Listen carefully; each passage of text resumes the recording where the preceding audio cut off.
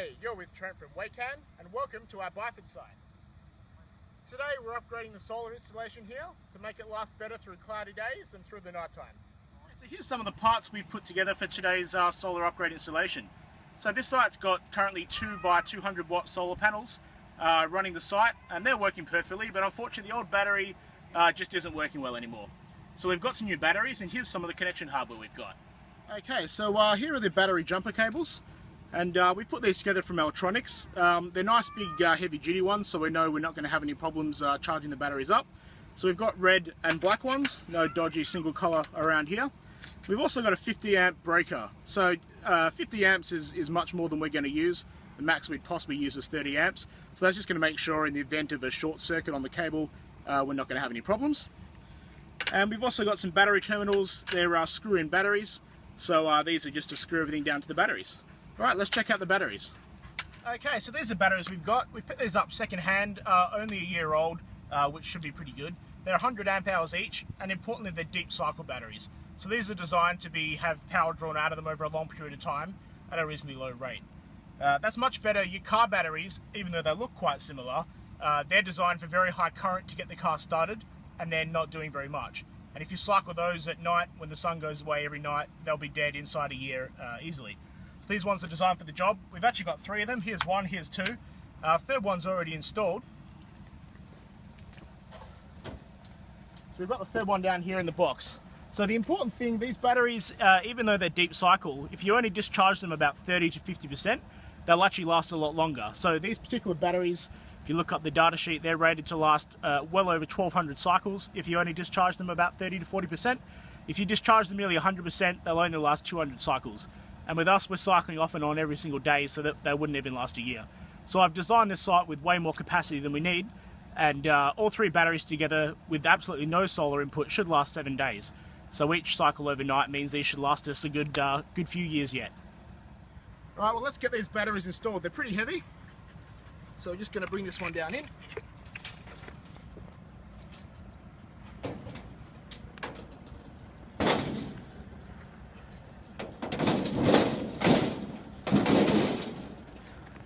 That's one. So these are heavier than a car battery, and I thought car batteries are heavy.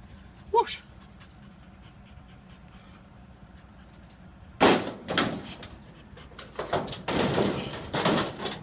Alright, let's get the connectors for these ready.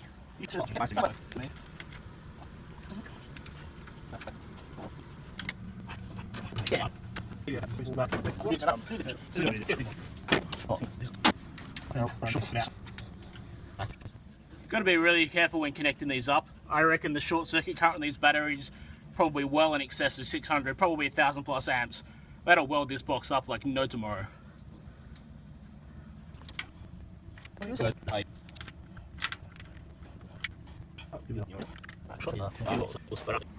Alright, so we've got the 3 batteries connected together now. That's gone quite nicely. But for the very last battery connecting up to the site itself, we've actually got some battery posts. And these are quite well designed. We can actually put 2 connectors on without disconnecting one. So we'll bet you be able to disconnect the load from the site without having to disconnect the battery from each other. And they're a nice screw thumb terminal. That makes it a bit safer. We'll actually be able to get in here just with our fingers to disconnect the site in the event of any problems.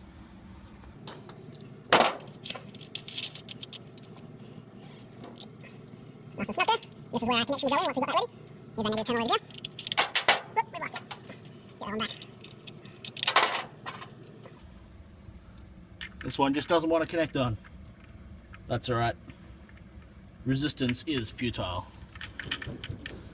Yep. And the very last component we've got here, we've got our circuit breaker. That's very important. And now we just need to disconnect the old battery and hook it all up. Unfortunately, everyone's going to have to go offline for a small amount of time. Hi, I'm David. I'm the secretary of WACAN. We're just about to switch over to the new batteries, so we're going to be disconnecting the old batteries from the system. Now, when we do that, the solar panels are going to be putting in all the power into the equipment, and it could possibly cause some damage. We have got a 12 volt regulator up there, and that should keep everything fine, but just in case, we do have the ability to remotely turn off a lot of the equipment, so we're just going to do that now. So we'll start with the orange 7.9. Then I'll turn off white 4.6, and then when I turn off red, we're going to lose full connection because this is going to turn the router off. And that's it. Now we're ready to disconnect the battery and then connect up the new batteries.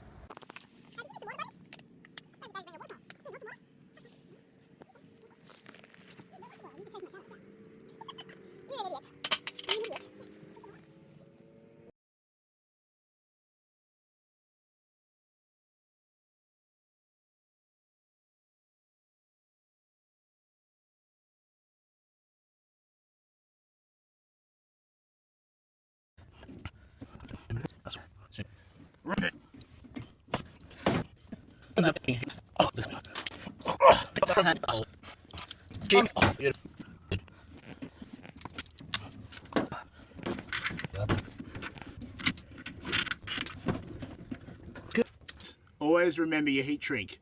You'll be kicking yourself later.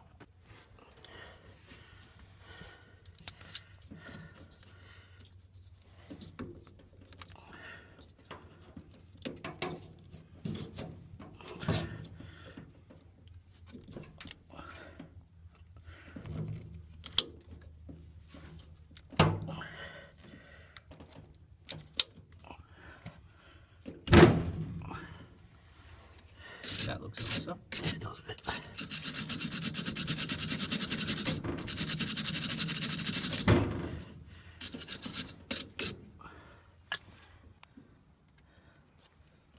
WACAN on the moon, anyone? I reckon a moon access point would be good.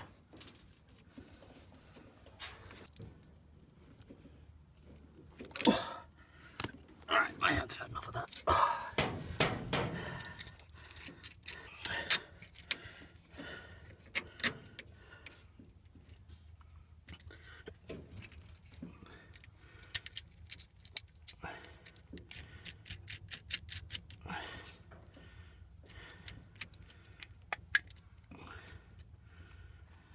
Pre-made from Electronics, so I was a bit lazy with these ones. I wanted to spend half the price, but they didn't have enough of the lugs in stock. But they did have these pre-made ones, which is fortunate. Gave me trade price, that was a plus, but still paid twice as much. Just got to get this on here. Now the breaker's still off, so we're not really at risk of anything yet. So when we turn the breaker on, we'll find out if I've done a dreadful job. Now, do we tighten this one up? That feels pretty good. Yep. Alright.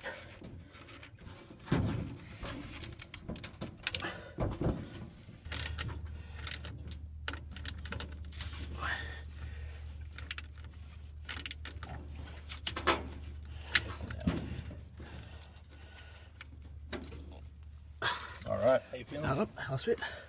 Fortunately, this has got some nice little caps here. Yeah, worth a bit of something, I guess. How's that feel now? Feels pretty good. Feels pretty good. Feels pretty good. Okay. Alright, well, we're good to find out if it's going to blow up. Any bets? Current meter would be nice, but, well, we'll just fill the cables. That's the solid way to check. Alright. Well, I haven't burnt to a crisp immediately. Guess we'll go find out if the radios have come back up.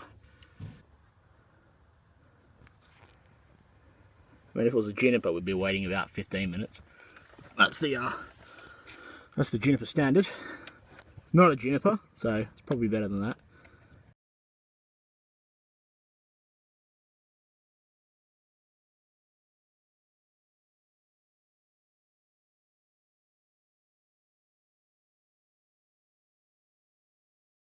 Oh, there we go, look at that. WACAN Byford Hills and Byford, Maine. It's worked.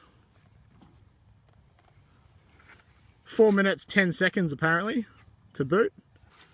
And there we are, we're up. Right, alright. What statistics are we seeing here? Well, the battery's currently at 12.9 volts and quite stable there. We can see that we're still outputting 12 volt, that's expected. We've got a 12 volt reg on there. Yep, 1.7 amps, that's normal, so everything should be working. That's what we're drawing, that's indicating that's pretty much everything's on. Okay. And we're seeing that we've got no amps from the, well, we've got 0.6 amps from one of the panels. That's kind of expected because the sun's pretty much down, but they are outputting voltage. But the good thing to see over here is that we have got 12.9 volts in the battery. Yeah, that's great. It'll be interesting to see tonight how that battery voltage goes in we don't expect it to drop very much because there's 7 days of capacity there, so it'd be good to compare to the other graph. But well, that's perfect. That's job.